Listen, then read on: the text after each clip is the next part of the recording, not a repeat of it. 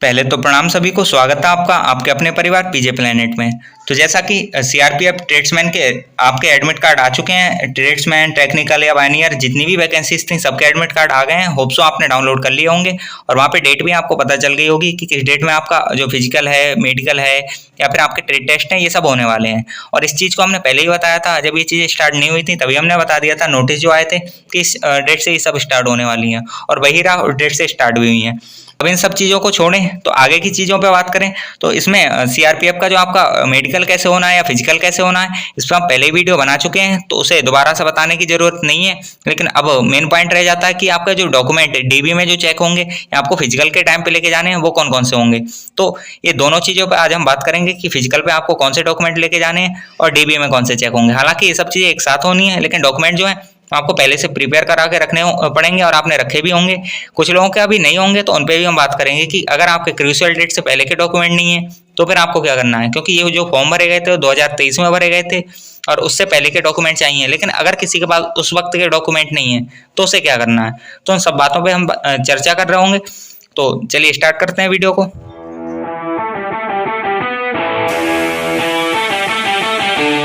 अगर हम बात करें कि जो पीईटी पीएचटी के लिए डॉक्यूमेंट की क्या ज़रूरत है, मतलब कौन कौन से डॉक्यूमेंट चाहिए, क्योंकि पीईटी पीएचटी के लिए एक नॉर्मल एंट्री जैसे आपके रिटन में एंट्री होती है, इसी तरह से एंट्री के टाइम डॉक्यूमेंट की जरूरत होती है। तो वहाँ पे आपको एक एडमिट कार्ड लेके जाना है। अपना एडमिट कार्ड के साथ साथ एक ओरिजिनल आईडी प्रूफ लेके जाना है जिस पर आपका फोटो लगा हुआ हो, जिससे वो वेरीफाई कर पाए कि आप ही हैं। और उसमें आप आधार कार्ड ले जा सकते हैं, पैन कार्ड ले जा सकते हैं, वोटर आईडी कार्ड ले जा सकते हैं, या आपका ड्राइवरी लाइसेंस है वो ले जा सकते हैं, या फिर कॉलेज से रिलेटेड कोई भी ऐसा डॉक्यूमेंट जो मार्कशीट हो सकती है आपकी, वो ले जा सकते हैं जिसमें आपका फोटो लगा हुआ हो।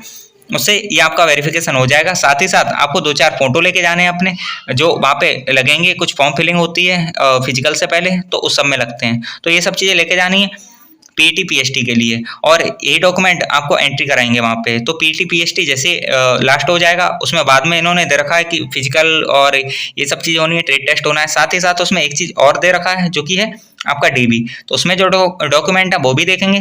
पहले हम ट्रेड टेस्ट की बात करें तो ट्रेड टेस्ट जो होगा आपका 50 नंबर का होगा, जिसमें आपको 20 नंबर लाने होंगे। 50 मार्क्स में से आपके अगर 20 नंबर आ जाते हैं तो आप इस ट्रेड टेस्ट को क्वालिफाई कर जाओगे। जिस भी ट्रेड से आपने फॉर्म भरा है वो, तो 50 में से 20 आपके पास मार्क्स होने चाहिए। तो ये था। अब उस चीज़ पे बात कर लेते हैं जिसके लिए आप ये वीडियो देखने आए। तो यहाँ पे जो आपके डीबी के टाइम पे कौन से डॉक्यूमेंट की रिक्वायरमेंट होगी, कौन से डॉक्यूमेंट आपको लेके जाने, तो उस पर चर्चा कर लेते हैं कि कौन से डॉक्यूमेंट आपको वहाँ ले जाने होंगे और ओरिजिनल ले जाने होंगे, कितने ले जाने होंगे। साथ ही साथ क्रूशियल डेट से पहले के नहीं होंगे तो आपको क्या करना होगा, तो वो सब चीज़ों पर। तो सबसे पहले थोड़ा नीचे आते हैं और यहाँ देख लेते हैं कि आपका ऑफिशियल जो नोटिफिकेशन आया था वहीं पे ये सारी चीज़ें दे रखी थी और वहाँ से ही हम ये चीज़ें बता रहे हैं। कोई ऐसा नहीं है कि कहीं फेक तरीके से या कहीं और से भी उठा के कुछ भी बता रहे हैं, ऐसा नहीं है। जो हर आपके जो इससे पहले भी जितने एग्जाम हुए हैं उनमें चीज़ें जाती हैं, साथ ही साथ आपके नोटिफिकेशन में दे रखा है वही चीज़ें बता रहे हैं। तो यहाँ पे हम देखें साफ साफ इन्होंने दे रखा है दस्तावेज सत्यापन, मीन्स जिसे आप डॉक्यूमेंट वेरिफिकेशन कहते हो यहाँ पे।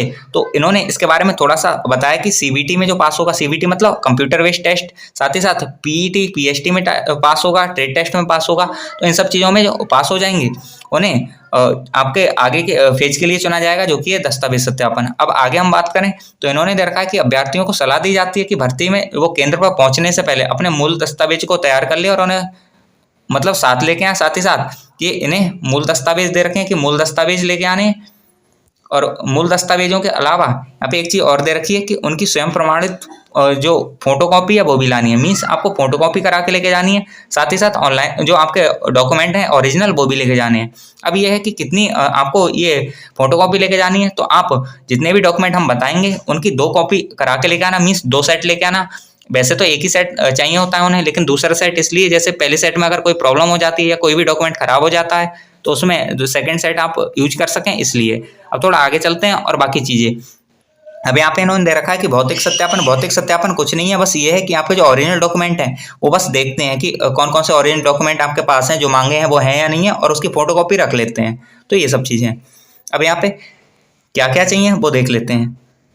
तो सबसे पहले आता है आयु, नाम और शैक्षणिक योग्यता जो आपकी है उसे साबित करने के लिए आपके पास 10th का मार्कशीट होना चाहिए या फिर माध्यमिक परीक्षा प्रमाण पत्र होना चाहिए। अब 10th के साथ साथ कुछ पोस्ट हैं जिनमें 12th भी चाहिए होगा, तो आप 12th भी साथ लेके जाएं। ज़्यादातर वैकेंसीज इसमें जो थी वो 10th पास वाली थी। रीजन था क्योंकि जो इसमें वर्क है वो 10th वाला ही है, इस वजह से। अगर आपके पास 12th है तो 12th भी लेके जाना, क्योंकि वहाँ पे हो सकता है आपको 12th की नीड पड़ जाए, भले ही आपकी वैकेंसी 10th वाली थी, कोई दिक्कत नहीं है। अब आगे चलते हैं। नेक्स्ट आता है सक्षम प्राधिकारी द्वारा जारी अधिवास प्रमाण पत्र या फिर स्थायी निवास प्रमाण पत्र। अब ये क्या है, तो आपका जो निवास प्रमाण पत्र होता है या डोमिसाइल कह सकते हो, ये आपको लेके जाना है, और ये इन्होंने दे रखा है सक्षम प्राधिकारी। अब आपको ये दिक्कत होगी कि हमारा जो है तहसीलदार ने बना रखा है या किसी और ने बना रखा है, तो क्या वो चलेगा? और तहसीलदार या फिर जितना भी दे रखा होगा सक्षम प्राधिकारी के लेवल के या फिर उसी समकक्षता के ये अधिकारी होते हैं, तो उनका वो चल जाएगा। आपका जो भी निवास प्रमाण पत्र है वो आप लेके जाएं, चल जाएगा, वहाँ पे कोई दिक्कत नहीं है। जरूरी नहीं है कि सक्षम प्राधिकारी द्वारा ही हो, वो अगर तहसीलदार द्वारा भी होगा तो चलेगा। अब थोड़ा आगे चलते हैं और आगे देखते हैं।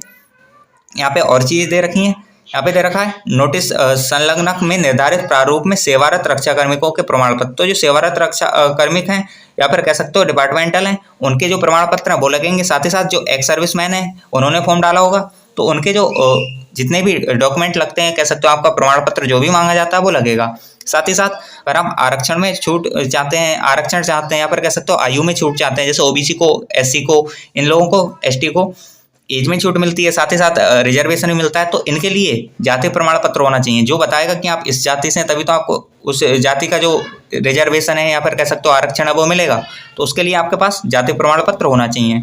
अब थोड़ा आगे चलते हैं और यहाँ पे दे रखा है कुछ जो लोग हैं, कैटेगरीज हैं या फिर कुछ रीजन्स हैं जहाँ से अगर कोई बंदा बिलोंग करता है तो उसे लंबाई में या सीने में छूट मिल जाती है। अगर इन चीज़ों में आपको छूट चाहिए तो इसके लिए भी जो निर्धारित प्रमाण पत्र है वो आपके पास होना चाहिए, और ये सब क्रूशियल डेट से पहले के होने चाहिए। अब मेन चीज़ ये है कि क्रूशियल डेट से पहले का नहीं है तो क्या करेंगे, तो वो हम बाद में बताएंगे। इससे पहले थोड़ी सी चीज़ें उन्हें और देख लेते हैं।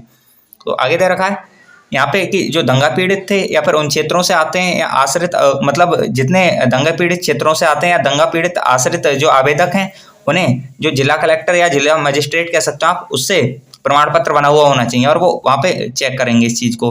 नेक्स्ट आता है कि जैसे कुछ पोस्ट हैं, ये सिपाही चालक है या सिपाही ये एमबी फिटर है, तो इनमें इन्होंने कुछ एक्स्ट्रा चीज़ें मांगी हैं। जैसे अगर हम सिपाही चालक की बात करें तो इस पर जिसने भी जो अपना ऑनलाइन किया है तो उसे डीएल होना चाहिए, ड्राइविंग लाइसेंस होना चाहिए, क्यों भाई आप चालक बनने वाले हो, ड्राइवर बनने वाले हो, तो ड्राइविंग लाइसेंस तो चाहिए होगा उन्हें।